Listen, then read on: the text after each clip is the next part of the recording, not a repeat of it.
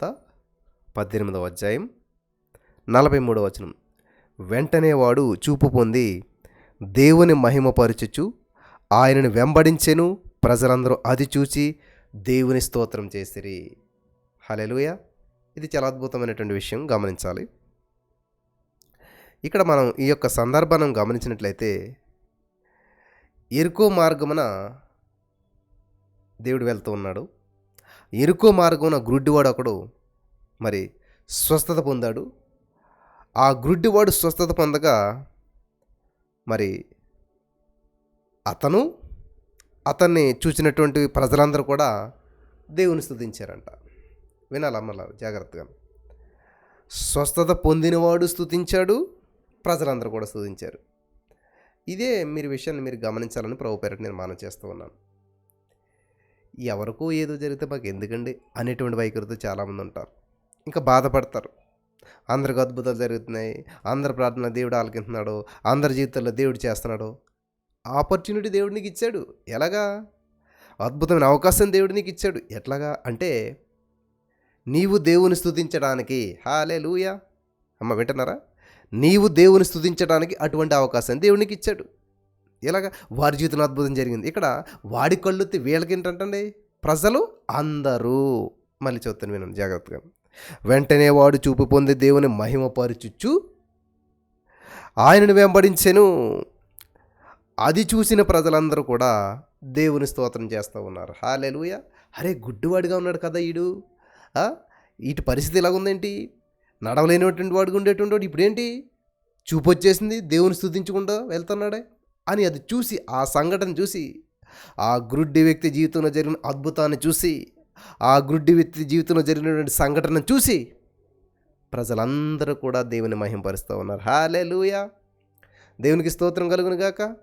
ప్రజలందరూ కూడా దేవుణ్ణి మహిమపరుస్తూ ఉన్నారు. ఇది అద్భుతమైనటువంటి విషయం, ఇది ఆశ్చర్యకరమైనటువంటి విషయం.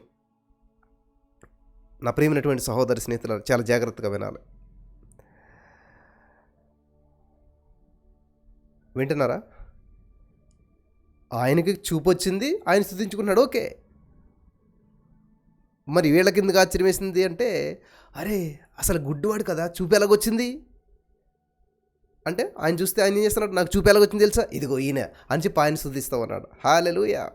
కాబట్టి నీ జీవితంలో జరిగిన అద్భుతం ద్వారా దేవుడికి మహిమ రావాలి. అదే జరిగింది కదా. వెంటనే వాడు చూపు పొంది దేవుని మహిమపరచుచు. నీ జీవితంలో ఏమి జరిగినా కూడా దేవునికి మహిమ రావాలి. దేవుని మహిమపరచుచు వెంబడించాను. ఇదే చేయట్లేదు చాలామంది. మహిమపరుస్తారు.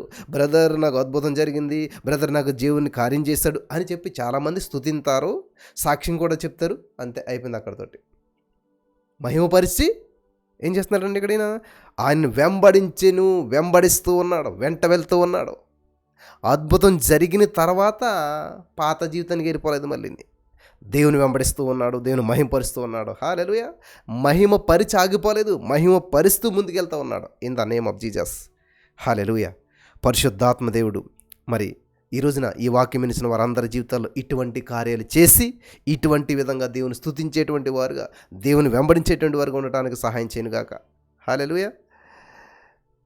కాబట్టి దేవుడు నిన్ను అద్భుతం చేసేటి లోకంలో పంపేటే కాదు, మళ్ళవాడిగా గుడ్డివాడి చూపునిచ్చిన వారు కూడా అని వదిలిపెట్టలేదు దేవుడు ఆ వ్యక్తికి గ్రుడ్డితనం నుంచి విడిపించి ఆ వ్యక్తిని దేవుని మహింపరిచే వ్యక్తిగా మార్చేశాడు. హల్లెలూయా. దేవుని మహింపరిచే వ్యక్తిగా మార్చేశాడు. దేవుని మహింపరిచే వ్యక్తిగా మార్చుకున్నాడు. చెప్పాడు, నువ్వు నన్ను మహింపరిచానడా? నీకు స్వస్థత ఇచ్చాను కాబట్టి నన్ను మహింపరిచానడా? అదేంటి కృతజ్ఞత అంటేని. దేవుడు చెప్తే చేసేటువంటిది కాదు. మనం ఇది మనంతటా మనం చేయాలి, మనంతటా మనం చేయగలగాలి. కృతజ్ఞత థ్యాంక్ యూ చెప్పని అడుగుతారు ఎవరన్నా?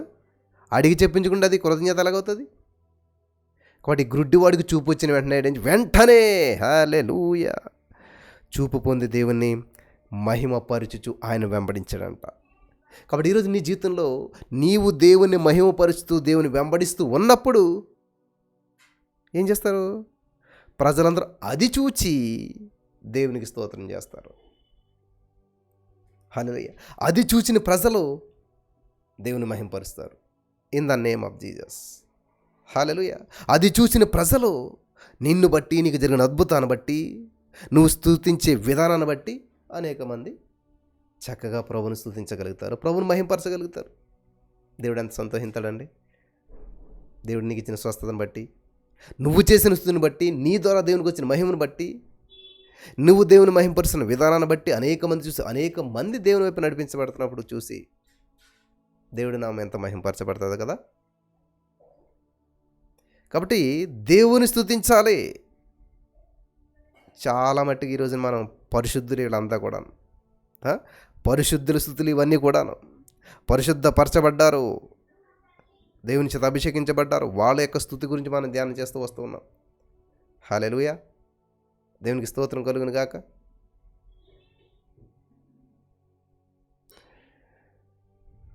Thank you Jesus.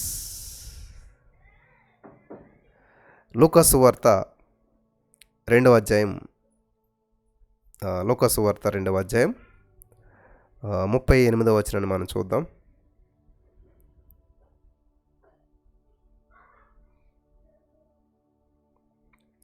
ఆమె కూడా ఆ గడియలోనే లోపలికి వచ్చి దేవుని కొనియాడి యెరూషలేములో విమోచన కొరకు కనిపెట్టుచున్న వారందరితో ఆయన గూర్చి మాటలాడుచూ ఉండెను.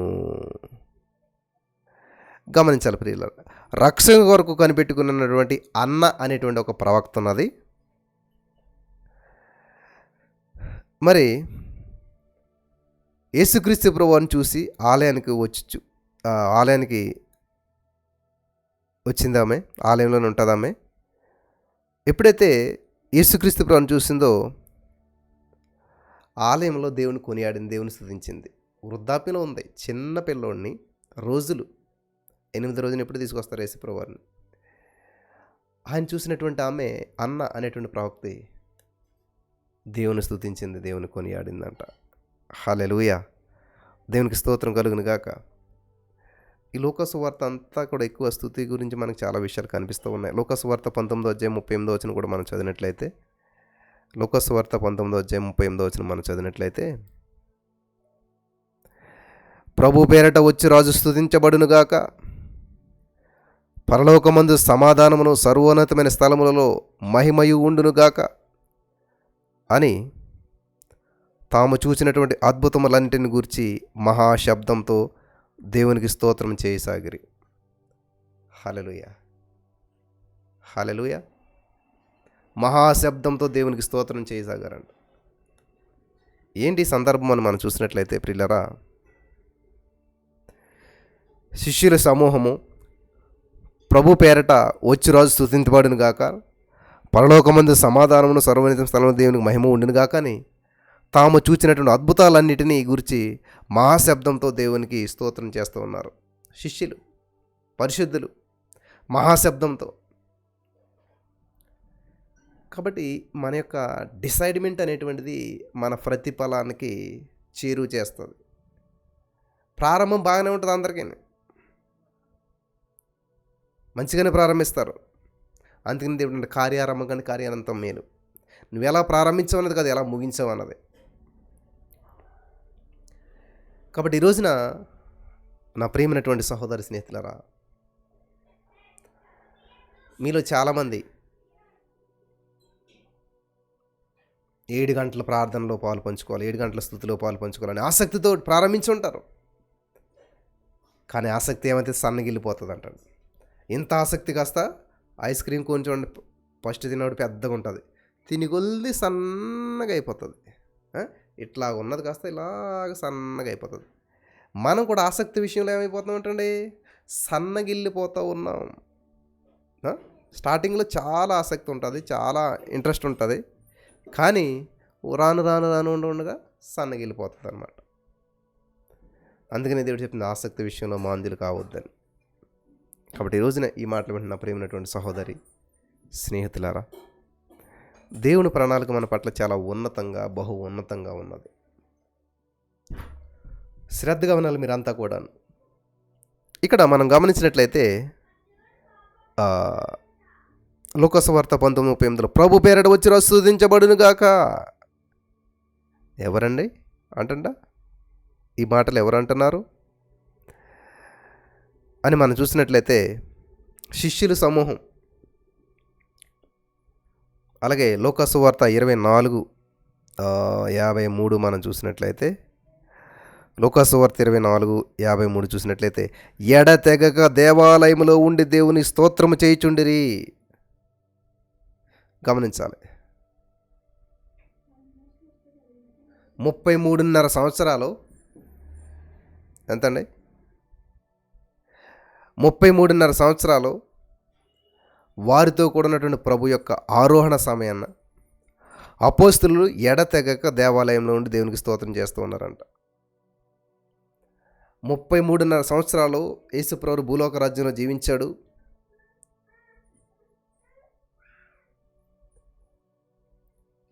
ఆ యేసుక్రీస్తు ప్రభు వారు 33.5 సంవత్సరాలు ఉన్నటువంటి ఈ భూమిని విడిచిపెట్టి పరలోక రాజ్యానికి వెళ్ళిపోతున్నాడు. ఆ సందర్భంలో మరి ఇక్కడ జరిగినటువంటి సందర్భం అన్నమాట ఇది. అపోస్తులంతా కలిసి ఎడతెగక దేవాలయంలో ఉండి దేవునికి స్తోత్రం చేయుచున్నారు. ఎడతెగక, ఎక్కడ విడిచిపెట్టక, ఆగిపోకుండా దేవునికి స్తుతి చేస్తున్నారు, దేవుని స్తుతిస్తూ ఉన్నారు. హల్లెలూయా, దేవునికి స్తోత్రం కలుగును గాక. ఇది చాలా అద్భుతమైనటువంటి విషయం. అలాగే అపోస్తుల కార్యములు కూడా మనం గమనించినట్లయితే, అపోస్తుల కార్యములు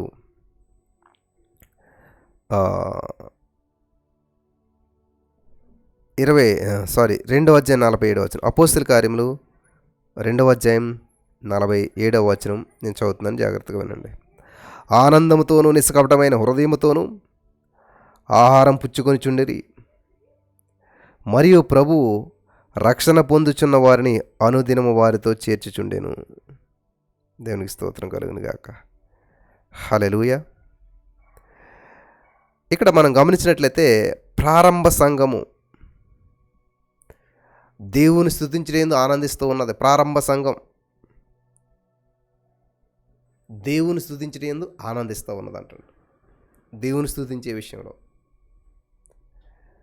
మనకి ఎక్కడ ఆనందం ఉన్నది? స్తుతించడంలోను. దేవుని స్తుతించే విషయంలో ఆనందం ఉంటే ఏం చేస్తాం? మనం దేవుని చంద్రుని గడుపుతాం, మనం పక్కకి వెళ్ళిపోం. ప్రతికూల పరిస్థితులు వస్తాయి, రాక మానవు. కానీ ఎటువంటి ప్రతికూల పరిస్థితులు వచ్చినా కూడా ప్రభుని స్తుతించే విధంగా ఉంటాం, ప్రభుని మహింపరిచే విధంగా ఉంటాం, ప్రభుని ఘనపరిచే విధంగా ఉంటాం. హల్లెలూయా, దేవునికి స్తోత్రం కలుగును గాక. ఈరోజు నీ మాటలు వింటున్న ప్రియమైనటువంటి సహోదరి స్నేహితులారా, చాలా జాగ్రత్తగా వినాలని ప్రభు పేరిట మనం చేస్తూ ఉన్నాను.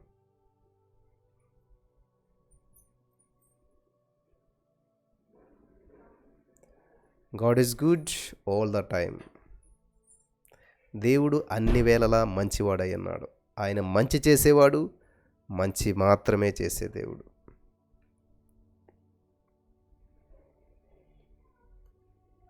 హల్లెలూయా. ఇక్కడ మనం గమనించినట్లయితే ప్రియులరా, అపోస్తుల కార్యముల్లోనే 16వ అధ్యాయం మనం చూసినట్లయితే 25వ వచనంలో, అయితే మధ్యరాత్రి వేళ పౌలు శీలలు దేవునికి ప్రార్థించుచు కీర్తనలు పాడుచు ఉండిరి, ఖైదీలు వినుచు ఉన్నారు. ఇక్కడ మనం గమనించినట్లయితే స్వస్థత పొందినటువంటి కుంటివాడు దేవుని స్తుతించుచు, గమనించాలి, ఈ యొక్క చెరసాల్లో బంధించబడినటువంటి పౌలు శీలలో ఏం చేస్తారటండి? దేవునికి ప్రార్థించుతూ కీర్తనలు పాడుతూ ఉన్నారు. సంతోష సమయంలోన బంధకాలు. ఈరోజు మీరు అందరు బంధకాల్లో ఉన్నారు, అందరు బంధకాల్లో ఉన్నారు, అనేక బంధకాలు ఉన్నారు, చెప్పుకోలేని బంధకాలు ఉన్నారు, చెప్పుకోలేని సమస్యల్లో ఉన్నారు. అయినా కూడా దేవుని స్తుతించాలి. సమస్యల్లో కూడా దేవుని స్తుతించాలి. పౌలు శీలల బంధకాల్లో ఉన్నారు, భయంకరమైన పరిస్థితుల్లో ఉన్నారు, అయినా సరే దేవుని స్తుతించారు. హల్లెలూయా. అయినా సరే దేవుని స్తుతించారు.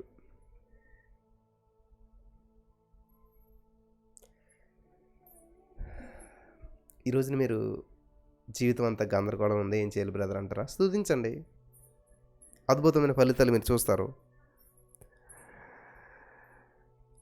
హల్లెలూయా, దేవునికి స్తోత్రం కలుగును గాక. ఈ అపోస్తుల కార్యంలోనే ఇంకొక సంఘటన మనం చూద్దాం. అపోస్తుల కార్యములు 3వ అధ్యాయం 8వ వచనం మనం చూసినట్లయితే, వాడు దిగ్గున లేచి నిలిచి నడిచెను, నడుచుచు గంతులు వేచు దేవుని స్తుతించుచు వారితో కూడా దేవాలయానికి వెళ్ళాడు. ఎవరి గురించి ఈ సందర్భం మనం చూసినట్లయితే మనకు అందరికీ తెలిసినటువంటిదే. ఆ, స్వస్థత పొందుకున్నటువంటి కుంటివాడు దేవుని స్తుతించుచు పేతురు యోహానులతో కూడా దేవాలయానికి వెళ్ళాడు అంటండి. అదే మన జీవితంలో జరిగే అద్భుతం కానీ గొప్ప కార్యం కానీ ఏదైనా సరే దేవుణ్ణి స్తుతించడానికి కారణం అవ్వాలి, దేవునికి దగ్గర అవడానికి కారణం అవ్వాలి.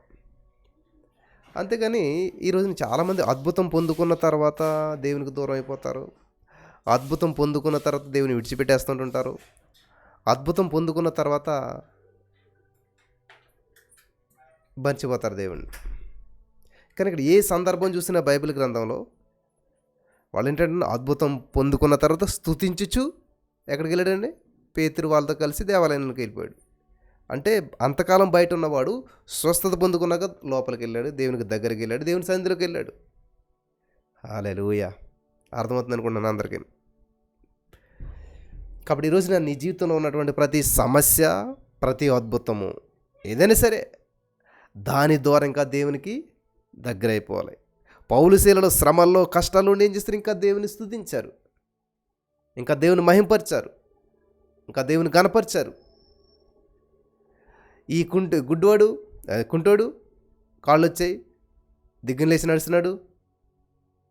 మరేం చేశాడు? ఇంకా దేవుని స్తుతించే వారితో కలిశాడు, అడుక్కునే వాళ్ళ సహవాసం విడిచిపెట్టేశాడు, లోకస్తుల సహవాసం విడిచిపెట్టేశాడు, అంతవరకు మోసుకొచ్చిన వారి సహవాసం విడిచిపెట్టేశాడు.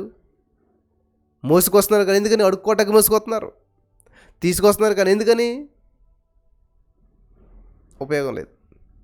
వాళ్ళందరినీ విడిచిపెట్టేశాడు, వాళ్ళ అవసరం లేదు. ఇప్పుడు దేవుని స్తుతిస్తూ ఉన్నాడు. చాలామంది అన్నమాట, మీకు అవసరం వచ్చినప్పుడు మేము కావాల్సి వచ్చిందా, అంతా బాగున్నప్పుడు దేవుడు అంట కూర్చున్నాం అంటారు చాలామంది. హల్లెలూయా. దేవుడు ప్రేరేపించిందే ఏ వ్యక్తి వచ్చి నీకు సహాయం చేయడు, ఇది వాస్తవం. నీకు సహాయం వచ్చిందంటే ఆ వ్యక్తి చేశానని ఆ వ్యక్తి అనుకుంటున్నాడేమో, కానీ ఆ వ్యక్తికి అటువంటి మనసు ఇచ్చినటువంటి దేవుడే. ఆ వ్యక్తి నీకు సహాయం చేయలేనటువంటి మనసును దేవుడు ఇచ్చాడు కాబట్టి అక్కడ అద్భుతాన్ని చూడగలిగారు.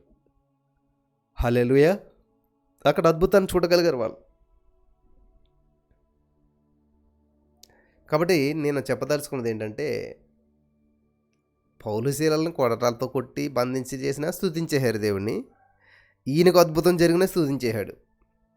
అంటే ఆపద వచ్చిన దేవుని స్తుతించాలి, అద్భుతం జరిగిన దేవుని స్తుతించాలి, అనుకున్నది జరిగిన దేవుని స్తుతించాలి, జరగకపోయిన దేవుని స్తుతించాలి, అనుకూల పరిస్థితులను దేవుని స్తుతించాలి, ప్రతికూల పరిస్థితులను దేవుని స్తుతించాలి. అంటే దేవుని స్తుతి అనేటువంటిది ఆగిపోకూడదు. దేవుని స్తుతించడం అనేటువంటిది ఆగిపోకూడదు. హల్లెలూయా. దేవుని స్తుతించే విధానం ఆగిపోకూడదు, అది సాగిపోతూనే ఉండాలి. కాబట్టి దిగ్గున లేచాడంట, నడిచాడంట. ఎంత బాగున్నదండి మాట. దిగ్గుని లేచి నిలిచి నడుచుచు గంతులు వేయచు దేవుణ్ణి స్తుతించుచు వారితో కూడా దేవాలయానికి వెళ్ళాడంట. నీ అద్భుతం నిన్ను దేవునికి దగ్గరగా నడిపించాలి. నీ జీవితంలో జరిగిన కార్యం నిన్ను దేవునికి దగ్గర చేయాలి. అది దేవుడు చేసింది, అది దేవుడికి మహిమకరమైంది. అంతేగాని మన జీవితంలో జరిగిన అద్భుతం ద్వారా, ఆశ్చర్యమైన కార్యం ద్వారా దేవునికి దూరం అయిపోయామనుకోండి, అది దేవుడికి మహిమ కాదు, అసలు అది దేవుడు చేసింది కూడా కాదు. ఎందుకనంటే దేవుడు దూరం చేసుకోవటానికి ఇప్పుడు కూడా ఏది చేయడు. మన పిల్లలకి ఏదైనా ఇస్తే వాళ్ళు దూరం అవుతారంటే మనం ఇస్తామా? ఇవ్వం. కాబట్టి ఈరోజు నీ మాటలు వింటున్న ప్రియమైనటువంటి సహోదరి స్నేహితులారా, పరిశుద్ధ గ్రంథం అంతా కూడా మనం గమనించినట్లయితే వివిధ పరిస్థితుల్లోనూ, వివిధ అనుభవాల్లోనూ మానవులంతా కూడా ఏ విధంగా దేవుని స్తుతించారో మనం చూస్తూ వచ్చినాం. ఈ వాక్యాలన్నీ ధ్యానం చేస్తాం అందరి జీవితాలు చూసినట్లయితే. పిల్లలు గమనించాలి, ఇవన్నీ ధ్యానిస్తే మన ఆధ్యాత్మికమైన జీవితంలో స్తుతిని ఎంతో పెంచుకోగలుగుతాం. వీళ్ళందరి గురించి తెలుసుకోవడం ద్వారా వాళ్ళు అలా స్తుతించారా శ్రమల్లోనూ, నిజమే కదా, నాకు కూడా ఏ శ్రమలు కదా, నేను ఎలా స్తుతించాలి అనేటువంటి ఆలోచన ప్రతి వారికి వస్తుంది. హల్లెలూయా, దేవునికి స్తోత్రం కలుగును గాక. మరి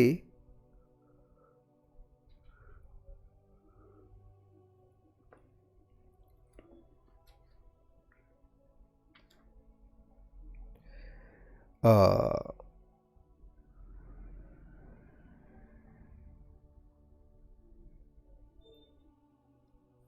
ఇంతవరకు విన్నటువంటి ఈ యొక్క వాక్యంలో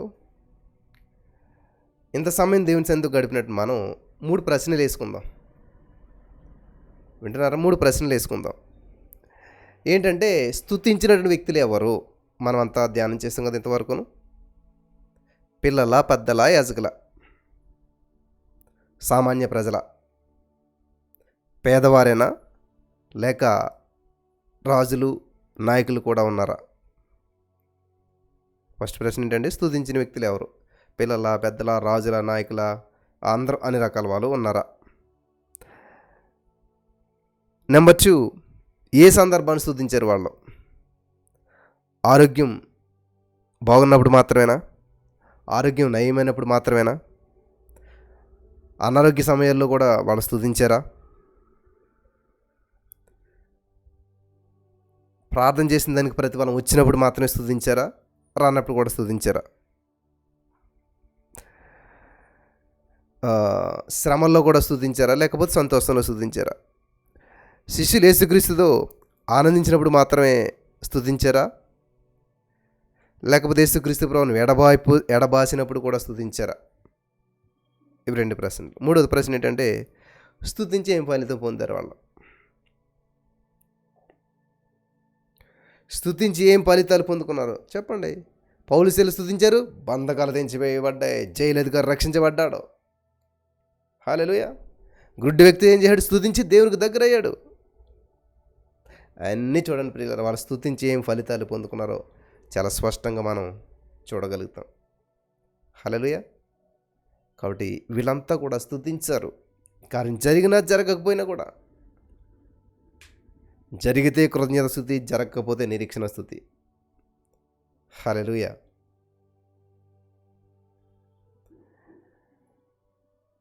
కాబట్టి ఎప్పుడో జరుగుతుందని చెప్పి నువ్వు ఆశపడుతూ స్తుతిస్తున్నావు అంటే అది నిరీక్షణ స్తుతి. ఆల్రెడీ జరిగిపోయిన దాన్ని గురించి నువ్వు స్తుతిస్తున్నావు అంటే అదేమంటారు, కృతజ్ఞత స్తుతి అంటారు. సో ఇన్ని విధాలుగా దేవుని మనం స్తుతించడానికి పరిశుద్ధాత్మ దేవుడు మనకు అవకాశం ఇచ్చాడు. మరి మీరంతా కూడా స్తుతించండి, దేవుని యొక్క సన్నిధిని అనుభవించండి. హల్లెలూయా.